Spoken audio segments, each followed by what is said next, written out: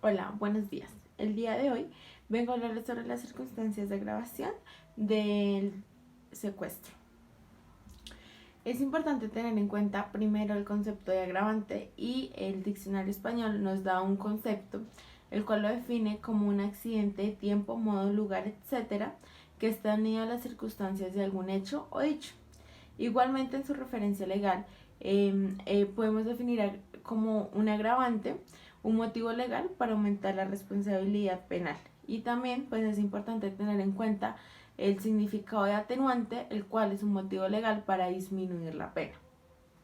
Es importante también tener claros que existen agravantes tanto generales como específicos. Los generales los encontramos en el artículo 55 del Código Penal, el cual va dirigido a todos los principios que se encuentran en la parte especial del código y permiten concretar un ámbito de punición, ya sea de marcos de mínimo o máximos establecidos en la ley. Hablamos de estos específicos para un grupo determinado de delitos, los cuales en este caso, como vamos a hablar de secuestros, se encuentran en el artículo 170. También, un ejemplo de esto puede ser que, digamos, se encuentran agravantes para el homicidio, los cuales son agravantes que solamente son para este delito. En efecto, esta presentación les vengo a hablar sobre los agravantes del secuestro.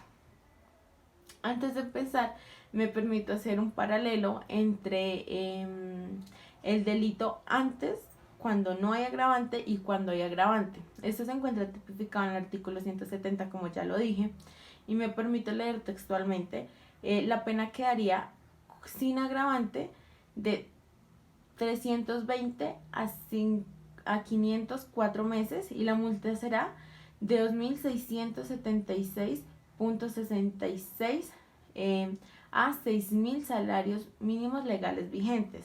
Esta sería la pena cuando no incurra en algún agravante, los cuales vamos a nombrar ahorita. Y con agravante la pena quedaría de 448 meses a 600 meses y la multa será de 6.676.66 a 50.000 salarios mínimos legales vigentes. Al realizar esta comparación, vamos a iniciar con los agravantes de los numerales que se me fue asignado, que fue de numeral 9 al numeral 16. El numeral 9 dice textualmente: cuando se afecta gravemente los bienes o la actividad profesional o económica de la víctima. Para que configure este delito debe ocasionar una inestabilidad económica que afecte también el trabajo o los bienes de la persona para que ésta tenga una grave forma de subsistir. Hablamos ya el numeral 10 en cuanto habla de por causa o con ocasión del secuestro le sobrevenga a la víctima la muerte o las lesiones personales. Debemos tener en cuenta y muy puntualmente que cuando esta muerte se ocasione dolosamente, es decir, con la intención de realizar esta, ya no va a ser un agravante, sino se va a convertir en un concurso de delitos. Es decir, va a concurrir el delito de homicidio con el de secuestro. Numeral 11 dice: si se comete en persona que sea o haya sido periodista, dirigente comunitario, defensor de derechos humanos, miembro de una organización sindical, política, étnica o religiosa o en razón. Es importante tener en cuenta que en este artículo o pues en este numeral se realizó una modificación con la ley 1426 del 2010 con la sentencia C472 del 2013, en donde un grupo demanda la inexequibilidad de la expresión sindicatos reconocidos legalmente. Ellos argumentaban que se les estaba violando el derecho de la igualdad, ya que no se les reconocía legalmente la condición de sujeto pasivo pues para esta medida penal adoptada. También hablaba que la inscripción del registro que se debe realizar ante el ministerio no era de plena obligatoriedad, sino que era exclusivamente un trámite declarativo. La Corte se expresó respecto que estaba de acuerdo que la personería jurídica de esta organización sindical empezaba a surgir desde el momento de la constitución de este grupo sindical. También estaba de acuerdo que este es un derecho fundamental que el Estado le debe proteger a estas personas que hacen parte de un sindicato. Por esto consideró que la expresión legalmente reconocida era un poco ambigua a la hora de hablar del principio de taxatividad en materia penal, y esto podría generar diferentes interpretaciones a la hora de poner como en función este numeral.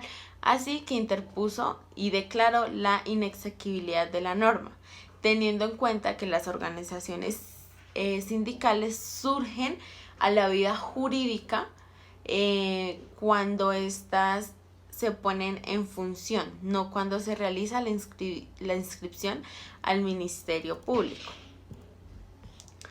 Bueno, entonces pues se realizó la inexequibilidad, pues quitando que los sindicatos debían ser legalmente reconocidos, sino que simplemente pues también se verían afectados los grupos sindicales de las empresas. Vamos por el siguiente numeral, el cual dice: si la conducta se comete utilizando orden de captura o detención falsificada o simulando tenerla. Bueno, en este caso es obvio que se lleva un engaño para poder facilitar el secuestro. Debemos tener en cuenta que esta conducta también va en contra de la fe pública y podría concurrir con el delito que se encuentra en el artículo 426, simulación de investidura a cargo. Me permito leer textualmente. El que simule investidura a cargo público o fingiere pertenecer a la fuerza pública incurrirá en prisión de 2 a 4 años y en multa de 3 a 15 salarios mínimos legales vigentes, pues teniendo en cuenta que va a utilizar una orden de captura, detención, falsificarla y pues va a simular que hace parte de alguna organización de cargo público, pues se va a tener en cuenta este delito que va en contra de la fe pública, como ya lo mencioné. La tercera, cuando la conducta se cometa total o parcialmente desde un lugar de privación de libertad. Esta conducta se da usualmente cuando las personas hacen ciertas llamadas extorsivas desde una cárcel. Esto se ve mucho en Colombia y pues son cuando los reclusos utilizan pues esos beneficios que compran, por decirlo así, en la cárcel, como utilizar un teléfono, y por medio de estas llamadas pues llaman a gente que están por fuera para extorsionarlas y pues de cierta forma amenazarlas. Bueno, en el numeral 14 hablamos de si la conducta se comete parcialmente en el extranjero. En este caso debe cometerse el secuestro parcialmente en Colombia y parcialmente en el extranjero, sea que se origine en otro país o en territorio patrio o que se mantenga a la persona en uno de los dos países. En el numeral 15, cuando se trafique con la persona secuestrada durante el tiempo de privación de la libertad. Esto se ve mucho en Colombia y es cuando el secuestro lo comete una organización criminal para, por decirlo así, vendérsela a otra organización criminal. Aquí hablamos pues del tráfico de personas y es como vender personas, por decirlo así. Hablamos numeral 16 en personas internacionalmente diferentes, protegidas diferente o no al derecho internacional humanitario y agentes diplomáticos de las señaladas en los tratados y convenios internacionales ratificados por Colombia. Es importante tener en cuenta en este numeral cuáles son esas personas internacionalmente protegidas.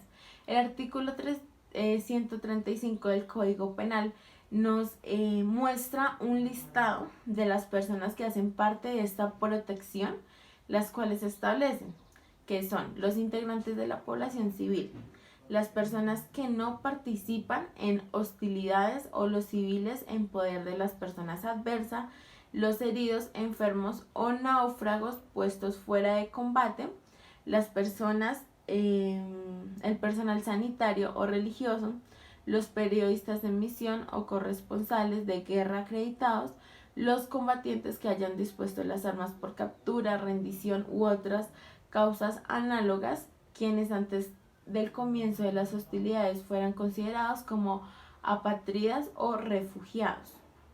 Bueno, también vamos a tener en cuenta todos estos convenios internacionales, como pues lo dice el artículo, y también quiero traer a colación la Convención sobre la Prevención y el Castigo de Delitos contra Personas Internacionalmente Protegidas, la cual se realizó en Nueva York el día 14 de diciembre de 1973, en las cuales se establecieron en su artículo 1 que también hacía parte de esta protección los jefes de Estado de Gobierno, los ministerios de Relaciones Exteriores con sus familias que se encuentran fuera del Estado extranjero, y los representantes, funcionarios, personalidades oficiales de un Estado o de organizaciones intergubernamentales que tengan derecho a la protección especial. También existen muchos convenios con los Estados Unidos. En este momento pues traigo a colación 4.